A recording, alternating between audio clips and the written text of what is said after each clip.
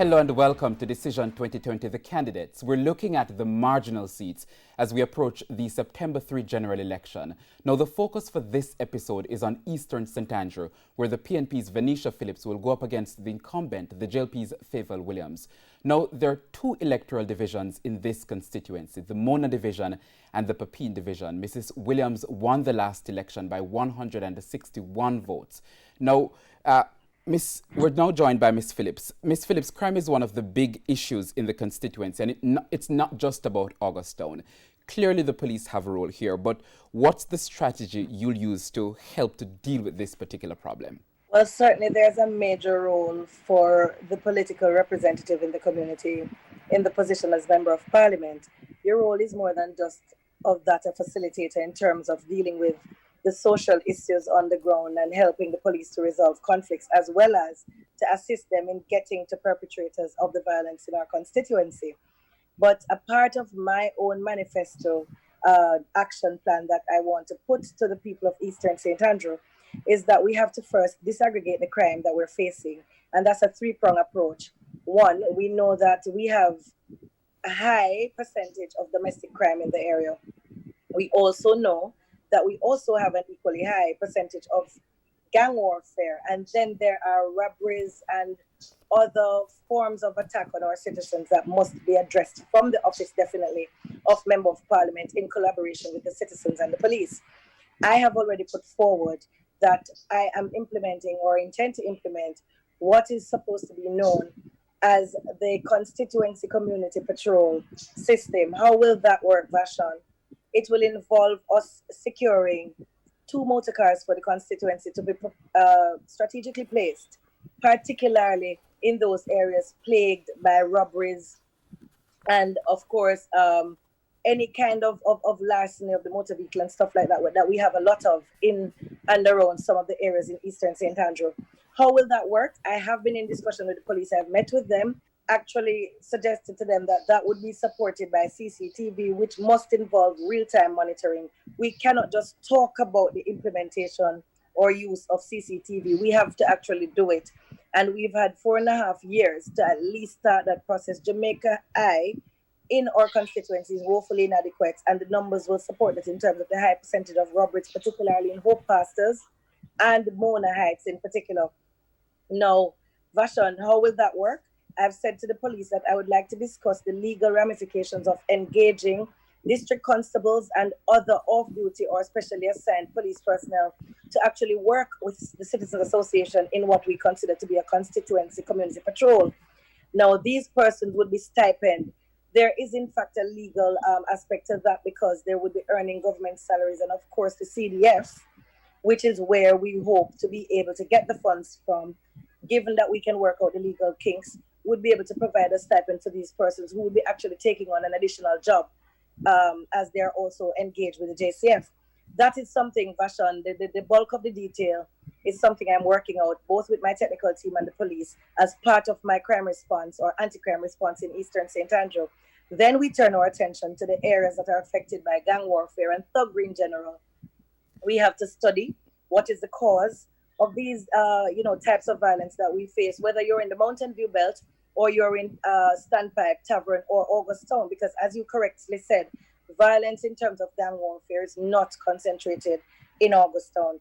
It is across different points in our constituency. I've already started to study conflicts in the different areas, and I'm already getting to know who the players are in those conflicts. And let me interrupt you let me interrupt you just for a second. I mean, much of what you described sounds like the work of the police. Isn't that an empty promise, the things that you're proposing that you would do?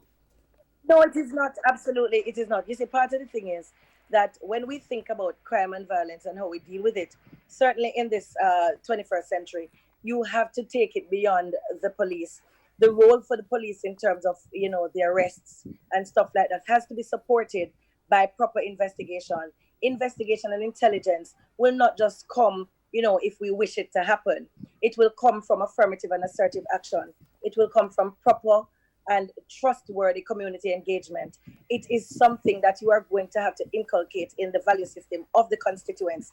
In terms, I don't think we have a very large mistrust situation in Eastern St. Andrew, even in those areas that struggle with gang warfare, because we get good intelligence, but we don't get complete information because there are some social situations that you must resolve there.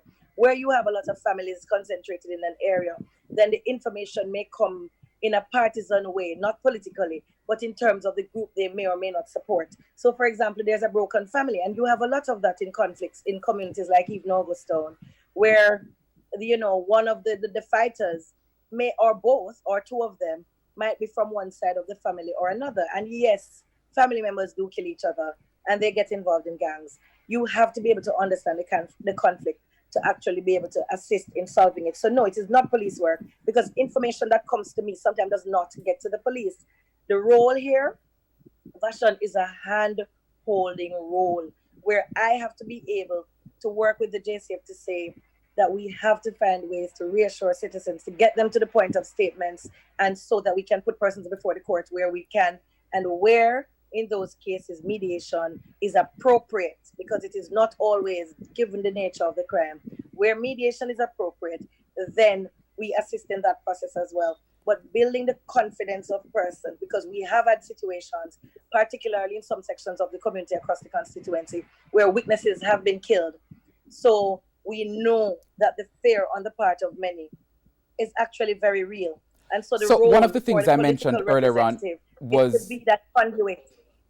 One of the things I mentioned earlier on was the slim margin in the constituency. The last time Favour Williams won by 161 votes. What makes you so confident that you'll win this election? Vashon, I live in Eastern St. Andrew, so my interest in Eastern goes way beyond my political involvement in Eastern St. Andrew. The constituency is quite dynamic.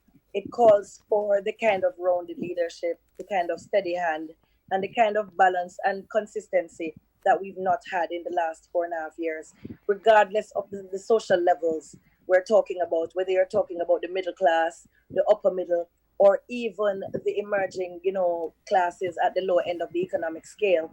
The reality is there are certain expectation levels, there are certain basic needs that a community or a constituency such as Eastern St. Andrew would need to satisfy in order to be able to grow. Remember, when we're growing, we intend to grow, or if we intend to grow our middle class, there are some things that we must do that goes beyond infrastructure.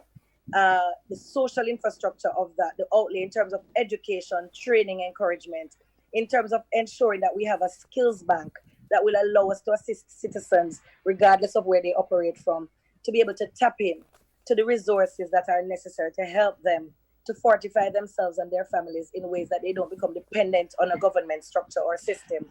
That has been absent. When you talk about the at-risk areas or the vulnerable communities, unemployment is just out of control, and there has been no real focus where that is concerned. That in and of itself has contributed to different forms of crime, domestic maybe, not necessarily gang, but it contributes to hostility, it contributes to frustration. There is also the fact that, Vashon, I'm very, very passionate about this. We have a very large children base across our constituency, the percentage of kids from the pre-primary to secondary level who have not really been given the kind of positioning that the office of a member of parliament should have done. We have the major teaching institutions or educational institutions in Eastern St. Andrew. What you have not seen, Vashon, is the utilizing of these institutions to the benefit of the community. I do have one more question before we run this? out of time. The last election showed that there was a 54.23% voter turnout. And with COVID-19 now, there are predictions that the national average, this is in fact higher than the national average, but there are predictions that the voter turnout nationally would be lower. Do you suggest, or do you think it would be pretty much the same in Eastern St. Andrew? In Eastern St. Andrew, it will either be equaled or increased. We're going to probably have the highest turnout in the island. Meaning you think it will be more than 54%? Yeah, I'm averaging out at somewhere about 58 based on the numbers we're having, 56 to 58% thereabout. All things considered, even with COVID-19, Vashon, there is some amount of anxiety among the constituents, some amount of restlessness, some amount of frustration. So people are just ready to make that change in the hope that they can find a leader who will be able to harness all the things we have in the constituency to make us actually grow. And that is where you are getting the groundswell from. You saw some of it naturally, reflected in just nomination day activities, because that went way beyond our expectations. And even just going house to house and knocking on doors in Mona Heights, in Karachi, you are getting a sense of, listen, we are expecting action. We are not expecting posturing. I think the people, regardless of where they are in the constituency, are fed up with inaction Ms. and Phillips, posturing. And we cannot say to them that, yes. thank you so much. We have run out of time for this discussion, but we really, really appreciate you coming in to talk with us. Now, that's it for this episode of Decision 2020, The Candidates. I'm Vashan Brown.